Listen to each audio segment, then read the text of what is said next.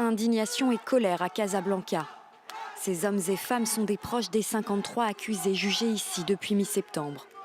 Ils protestent contre les décisions de la justice marocaine qui vient de prononcer des peines allant de 1 à 20 ans d'emprisonnement. L'avocate de la défense dénonce un verdict partial. Selon elle, le tribunal s'est appuyé uniquement sur les témoignages des forces de l'ordre. Avec ces verdicts injustes, cruels et sans fondement, la Cour a tué la lueur d'espoir que nous avons attachée à la justice.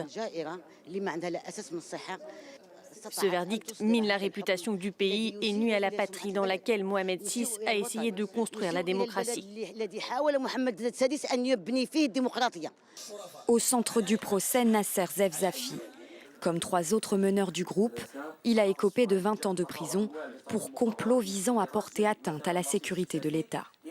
Il avait été arrêté en mai 2017 pour avoir interrompu le prêche d'un imam hostile au mouvement Irak.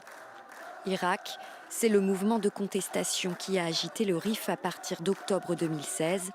Des centaines de manifestants dans les rues chaque jour pour dénoncer la corruption, la répression et la pauvreté dans cette région du nord du Maroc.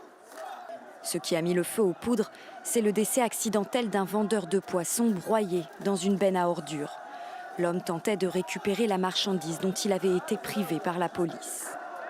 En tout, plus de 450 personnes ont été arrêtées durant cette période. Les avocats de la défense qui ont refusé de plaider par solidarité avec leurs clients ont annoncé leur intention de faire appel.